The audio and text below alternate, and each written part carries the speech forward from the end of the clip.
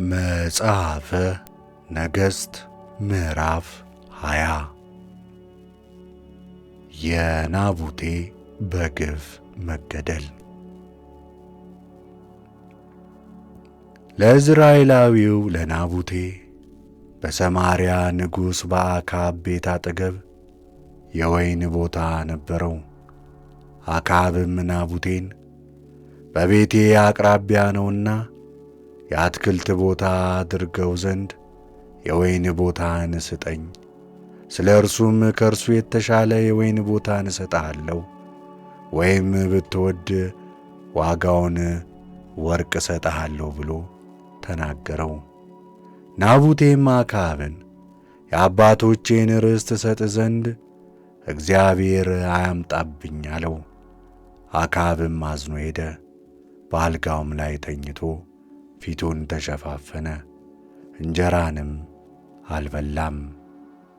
ሚስቱም ኤልዛቤል ወደ እርሱ ገብታ ምን ያሳዝንሃል? እንጀራ የማትበላ ምን ሆነሃል? አለችው። እርሱም ኢይዝራኤላዊውን ናቡቴን የወይንህን ቦታ በገንዘብ ስጠኝ፣ ወይም ብትወድ በፋንታው ሌላ ወይን ቦታ እሰጥሃለሁ ብዬ ተናገርኩት። እርሱ ግን የአባቶቼን ርስት አልሰጥህም ስላለኝ ነው አላት።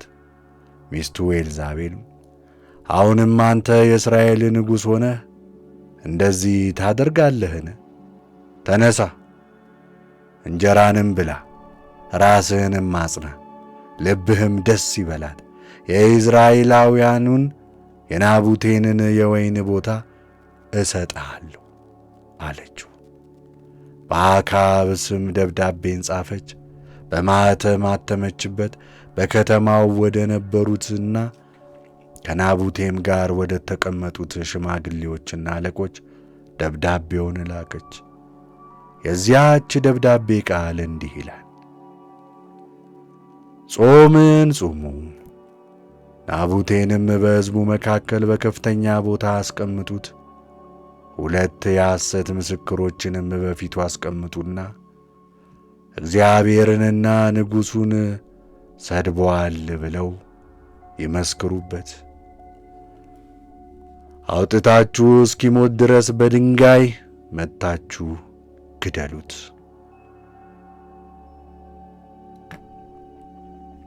በከተማው የተቀመጡት የከተማው ሰዎችና ሽማግሌዎች አለቆች ኤልዛቤል እንዳዘዛቸውና ወደ እነርሱ በተላከው ደብዳቤ እንደ ተጻፈው እንዲሁ አደረጉ። የጾም አዋጅ ነገሩ። ናቡቴንም በሕዝቡ ፊት በከፍተኛ ቦታ አስቀመጡት። ሁለቱም የዓመፅ ልጆች የሆኑት ሰዎች ገብተው በፊቱ ቆሙ። እግዚአብሔርንና ንጉሡን ሰድበሃል ብለው መሰከሩበት። የዚያ ጊዜም ከከተማ አውጥተው በድንጋይ ደብድበው ገደሉት። ወደ ኤልዛቤልም ናቡቴ በድንጋይ ተደብድቦ ሞተ ብለው ላኩ። ኤልዛቤልም በሰማች ጊዜ አካብን ናቡቴ ሞቶአል እንጂ በሕይወት አይደለምና በገንዘብ ይሰጥ ዘንድ እምቢ ያለውን የኢይዝራኤላዊውን የናቡቴን የወይን ቦታ ተነስተህ ውረስ አለችው። አካብም ኢይዝራኤላዊው ናቡቴ እንደ ሞተ በሰማ ጊዜ ወደ ኢይዝራኤላዊው ወደ ናቡቴ ወይን ቦታ ሊወርስ ተነስቶ ወረደ። እግዚአብሔርም ቴስብያዊው ኤልያስን እንዲህ ሲል ነገረው አለውም፣ ተነስተህ በሰማርያ የሚኖረውን የእስራኤል ንጉሥ አካብን ትገናኝ ዘንድ ውረድ።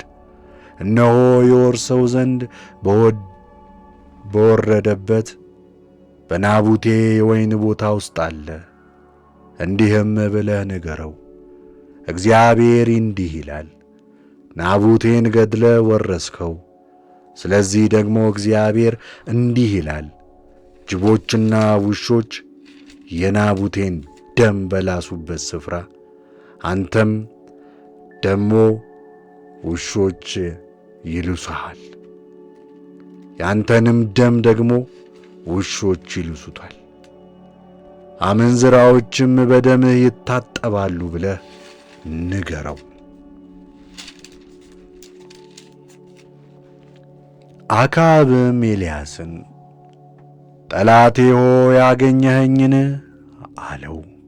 እርሱም እንዲህ ብሎ መለሰለት፣ አግኝቼሃለሁ። ታስቈጣው ዘንድ በእግዚአብሔር ፊት ክፉ አድርገሃልና እግዚአብሔር እንዲህ ይላል፣ እነሆ ክፉ ነገር አመጣብሃለሁ፣ እሳትን ከኋላ አነድዳለሁ፣ አጥር ተጠግቶ እስከሚሸን ድረስ የአክዓብን ዘር አጠፋለሁ፣ በእስራኤል ውስጥ ያሉትን የሌሉትንም እነቅላለሁ። በሥራህም አስቈጥተኸኛልና እስራኤልንም አስተሃልና ቤትህም እንደ ናባጥ ልጅ እንደ ኢዮርብዓም ቤት እንደ አኪያም ልጅ እንደ ባኦስ ቤት አደርገዋለሁ። እግዚአብሔርም እንዲህ ብሎ ተናገረ፣ በኢይዝራኤል ቅጥር አጠገብ ኤልዛቤልን ውሾች ይበሏታል።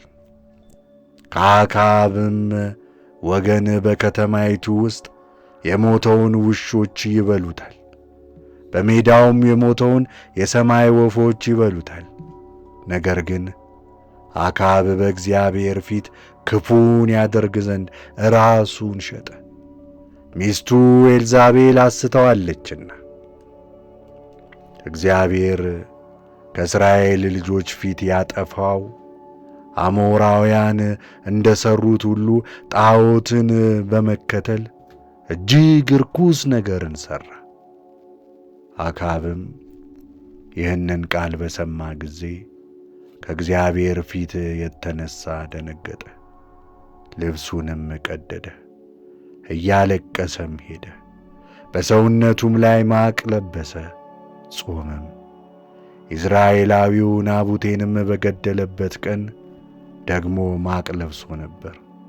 የእግዚአብሔርም ቃል ስለ አክዓብ ወደ ባሪያው ወደ ኤልያስ መጣ። እግዚአብሔርም አለው፣ አክዓብ በፊቴ እንደ ደነገጠ አየህን? በፊቴ በልጁ ዘመን በቤቱ ላይ ክፉ ነገር አመጣለሁ እንጂ በእርሱ ዘመን ክፉ ነገር አላመጣም።